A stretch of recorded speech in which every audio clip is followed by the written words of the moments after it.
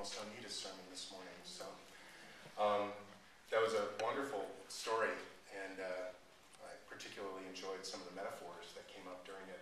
They kind of fit well. I'll tell you what, in the interest of time, I'm going to skip the reading here. It's an awesome reading. You're really missing out.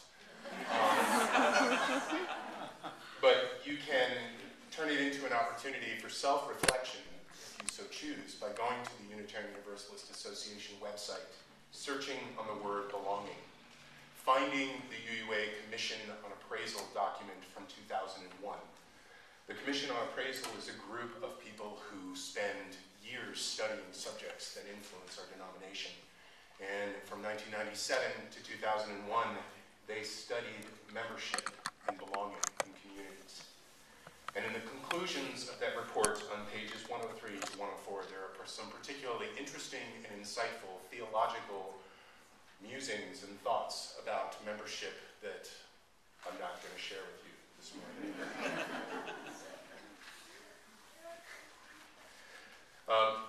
In January, I attended the Mountain Desert District Beloved Community Conference, and our interim minister, Reverend Kleeman, invited me to share some reflections. So what is beloved community?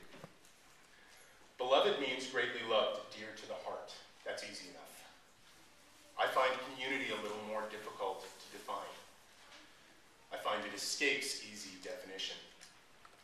Did you know that in ecology, a community is a group of interdependent plants and animals, inhabiting the same region and interacting with each other through food and other relationships? I guess I could picture us as a group of interdependent plants and animals inhabiting this church and interacting with each other through food, like when we throw one of our awesome parties, and other relationships, like when we have one of our awesome committee or board meetings.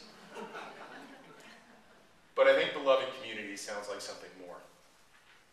Dr. Martin Luther King Jr. was a seeker of beloved community. He said, "Our goal is to create a beloved community, and this will require a qualitative change in our souls as well as a quantitative change in our lives." This idea of a beloved community was a dream of Dr. Martin Luther King Jr., a dream of building God's kingdom here on earth, a world in which all persons live in peace and harmony. As I think about the horrors that we face in our world today, like the death of Trayvon Martin, I cannot think but how badly our world needs us to pursue this dream. Our faith in the inherent worth and dignity of each person, our support for justice and equality, our recognition of our interdependence calls us to work for such community, calls us to believe that there is a courageous love that can foster beloved community. Reverend John Burns, former president of the Unitarian Universalist Association, notes how important our religious communities are to the quest for a meaningful life. To be human is to be religious. To be religious is to make connections. To lead a meaningful life among the many competing forces of the 21st century, each of us needs support in making meaningful reconnections to the best in our global heritage, the best in others, and the best in ourselves. So transformation does not happen in our comfort zones. We need beloved community around us, supporting us if we are to engage in the work of fostering a more peaceful, equitable world. Well, at the conference in January, I snuck out early Sunday morning to attend the Unitarian Universalist Church at Boulder, where Reverend Howell Lind and his intern minister, Kelly Dignan, spoke about covenant and community. It turns out that if you're taking a Unitarian Universalist polity class from someone and you're in town, they might think it funny to imply that you should drive a few hours out of your way to attend their sermon, in part to demonstrate the misuse of authority that can mess up good polity governance. In their two-voice sermon entitled Preserving Our Keystone, Reverend Lind and intern Kelly Dignan shared a story from Invisible Cities by Italio Calvino about how Marco Polo explained the construction of a stone bridge to the great Kublai Khan. The Khan had never seen a stone bridge and was puzzled by its construction. Marco Polo explained the construction stone by stone.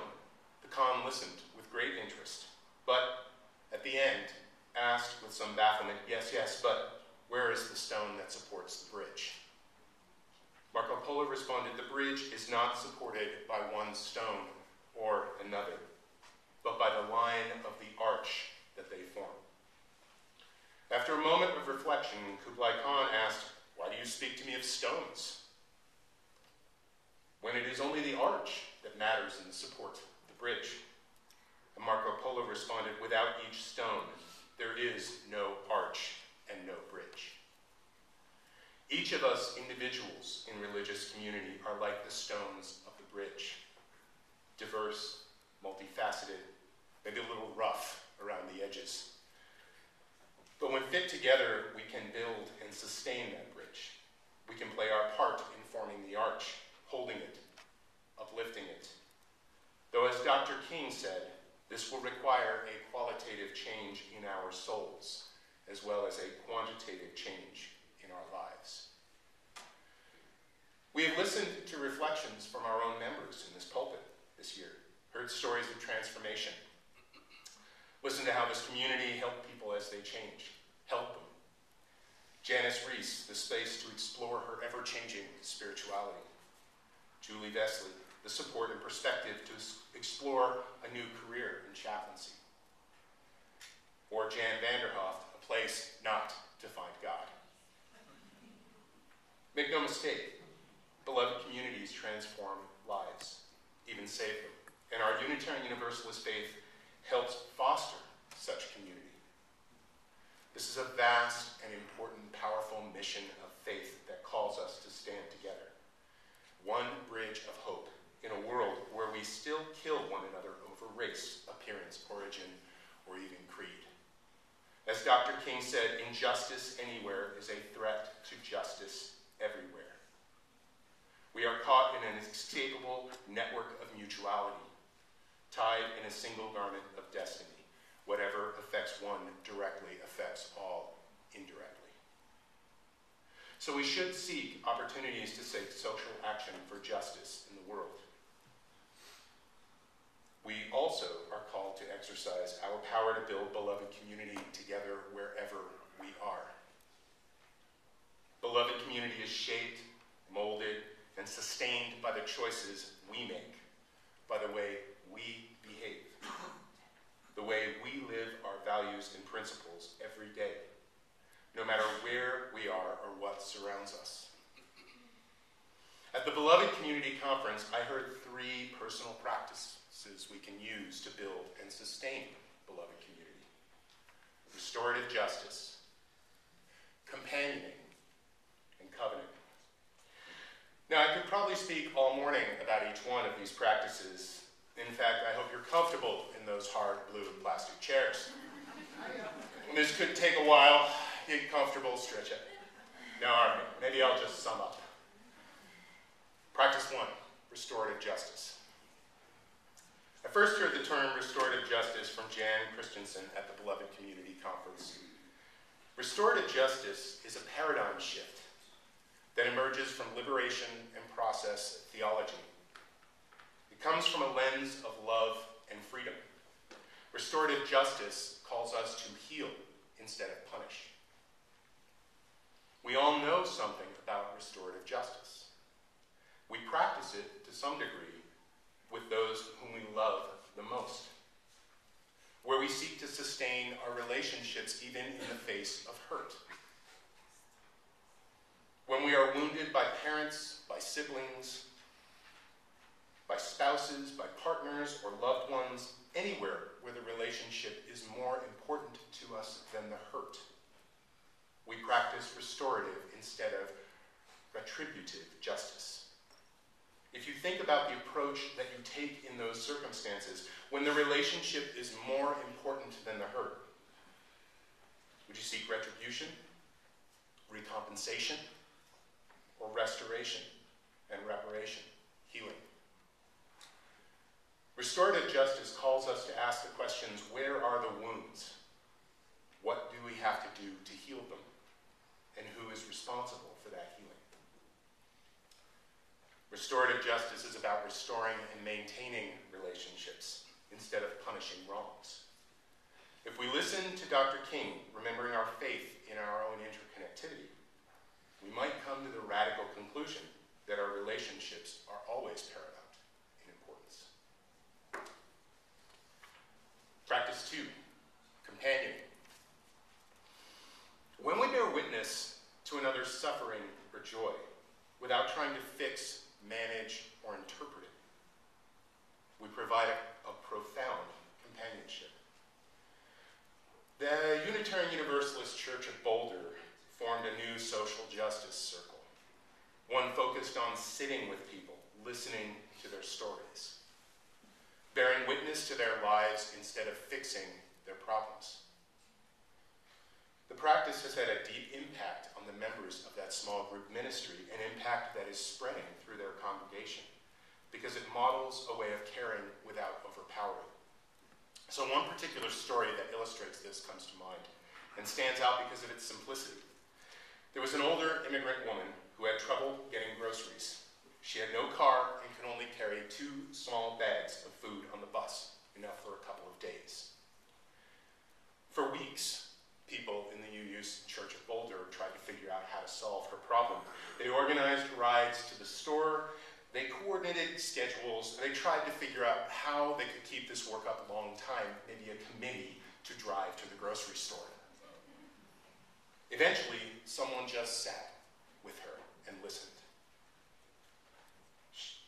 She said to them, "I wish I had a large rolling bag." She'd solved her own problem. Someone in their congregation donated a large bag with some wheels, and suddenly the woman was empowered to carry a week's worth of food for herself. Listening instead of solving had not only resolved her problem, but had done so in a way that empowered her instead of making her dependent upon others. In our practice of companioning, we can ask, am I trying to fix this? How can I listen more carefully? And am I present, or am I trying to plan a solution? Okay, practice 3, covenant. We've heard a lot about covenant from this pulpit this year, and I'm going to repeat all of it. No, I'm not going to repeat the history and heritage of covenant in our faith. I am going to remind us that covenant is our practice that calls us back to the relationships that build a beloved community. Frankly, covenant is the glue, it's the mortar of the bridge. Reverend Lind and Kelly Dignan equated the covenant to the keystone of the arches. Why? Because whether explicitly stated or implied, covenant represents the promise of how we will behave together. The promise that creates the safety we need to set aside our defenses and explore new ways of caring for and being with one another. If you think about it, you might consider that we live in covenant throughout our lives, in our relationships, our communities, friendships, families, even at work. If covenant represents promises we make with each other, the fact that covenants are implied and not explicitly stated does not make them any less real. When you go to work, there is an implied covenant, a promise of how you will behave with your coworkers. So the practice of stating covenant that we've heard so much about from this pulpit is actually the practice of making our promises, our expectations, our norms more clear, so that we are free to claim them and use them. Implied covenants are easier to breach and misunderstand. So when dealing with covenant, we can ask, what is my promise? What do I expect?